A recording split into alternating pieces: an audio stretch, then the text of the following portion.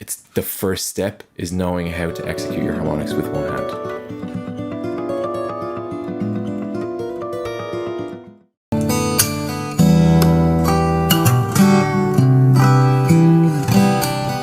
So you can see there he's used the same technique, he's just used his right hand to execute it.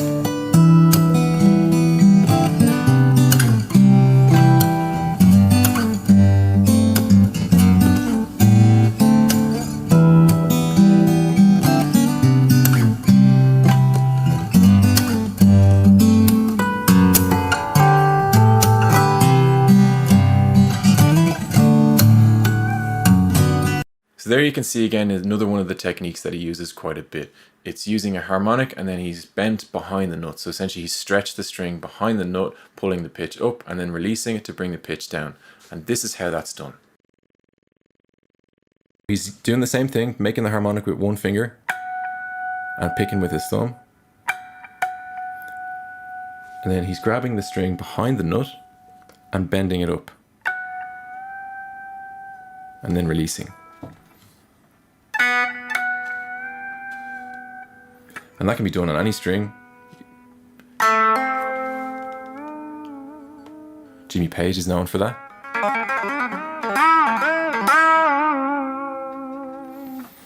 So pick the note, bend behind the nut, up to pitch, and then release.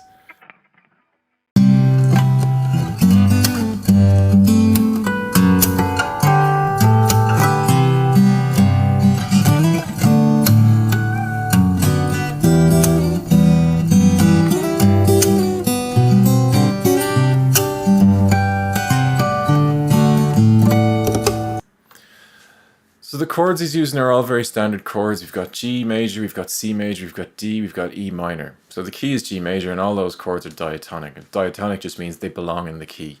So they all belong in the key of G major.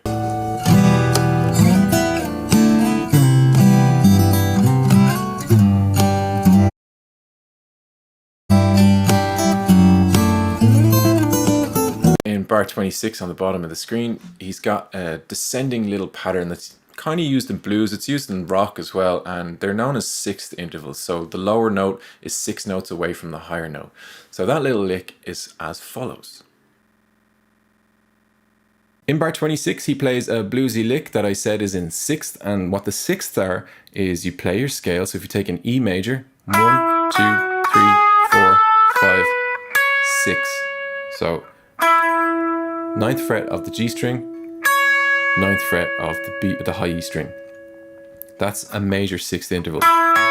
If we take the sixth and move it down a semitone, so we flatten the sixth by a semitone, we get a minor sixth. So major sixth, minor sixth.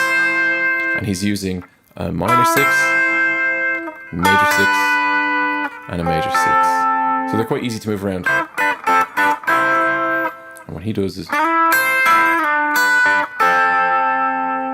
so 9 on the G, 8 on the high E, 7 on the G, 7 on the high E, 5 on the G, 5 on the high E. So here you will hear it again.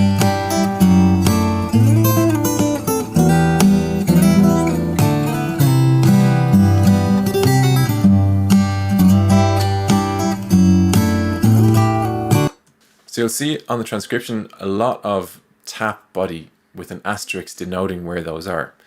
And what that is, it's just him tapping the body to get a percussive sound to keep his rhythm going. And what he's doing is using the nail on his baby fingers to tap against the body of his acoustic, and that gives a sharp ticking percussive sound. So if he used the fleshy part of his finger, it'd be more of a softer thumping sound. And he's got those on the same beats that the snare drum is on in the original recording.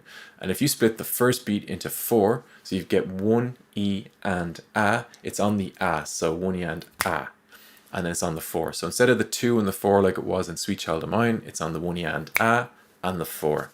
I've also got on the transcription X's on particular strings, and what that is you can watch him do it. He'll make a rotary motion or slide his thumb from side to side and hit the string against the fret, and that gives again a ticking high percussive sound. At other parts of the songs, which is coming up soon, he's going to actually use his hands to fully slap on the body like it would be a bongo or some sort of conga. they're those X's.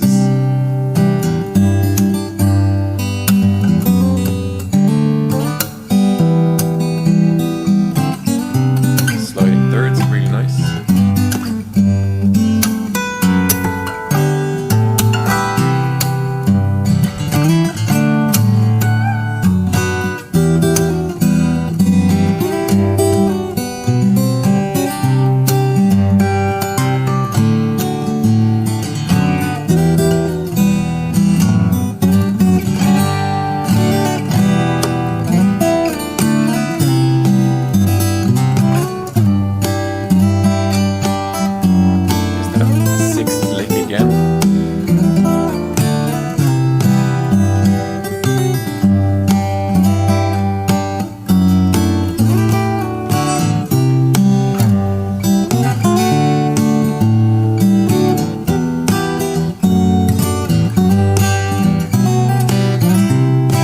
There's that little bluesy, flourishy lick that we've seen in his arrangements of Kiss from a Rose, which I will link here. And he also used it in Sweet Child of Mine.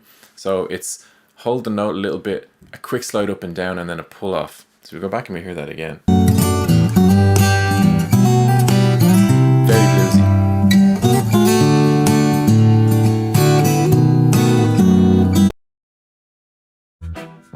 Redoxon Triple Action, bantu jaga daya tahan tubuh. So here, what he's gone for is a B7 chord. Now, the key of the song is G major, but the key of the song is also E minor, which is the relative minor. And the B7 is what's called a secondary dominant. So I don't want to get too heavy with music theory, but essentially a seventh chord, a dominant chord, wants to resolve to a 1 chord. So in the case of G major, the D7, the fifth chord of the key, wants to resolve to the G. So if you play a D7 chord and then play a G chord, it's called a perfect cadence. It feels like you've resolved the song. So he's using a secondary dominant, which is a B7. So it means it's borrowed from another key. So it's a B7, a dominant chord borrowed from another key, and that wants to resolve to the E minor.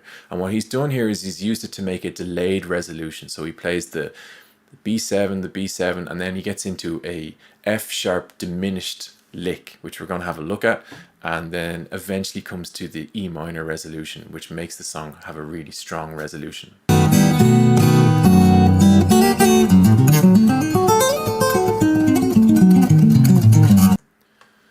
So there's that diminished arpeggio. It's all stacked minor thirds, and we're going to have a look at that on the tangent cam. In bars 63 and 64, Alip does a F sharp diminished arpeggio. So it's a diminished seventh arpeggio. So it's in F sharp. So we've got F sharp, we've got our flat 3, which is our A, we've got our flat 5, which is a C, and then we've got our diminished 7, which is an E flat. And that pattern moves up the neck by going root, up 3 frets. Then to play the next string, you go down a string and up a fret. Down a string, up a fret. Down a string and up a fret.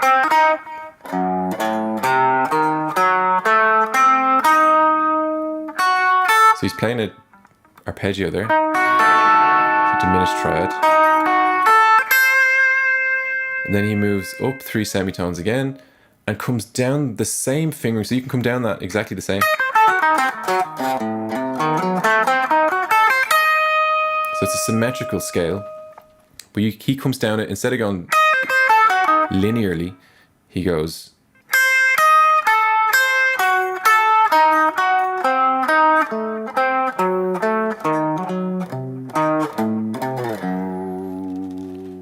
Now, the fingering of that is a little bit tricky,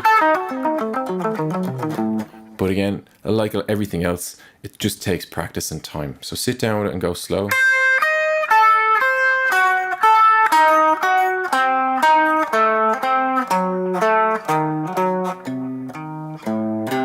Now I know I'm using a pick and Alip is using his fingers, so it's whatever works for you, but if you are tackling this arrangement, it's probably going to be difficult for you to just pick up a plectrum for that part of the song. You probably have to do it with your fingers, which is what he does with his thumb and his index. And again, that just takes a bit of coordination and practice.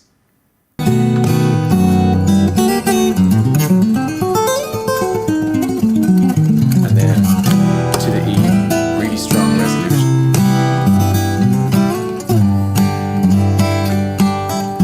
That sixth lick.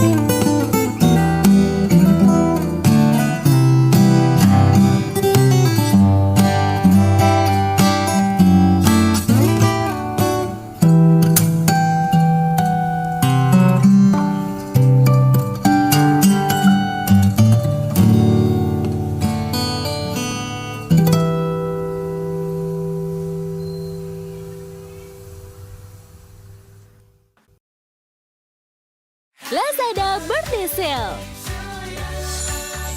Diskon hingga 99%. I really enjoy the fact that you can hear the ambient sounds once he's finished playing, so you can hear the wind outside and children playing. It kind of adds to the rustic appeal and the kind of rustic aesthetic that it has. You know, he's sitting down somewhere with his coffee and his cigarette and he's just jamming away to himself.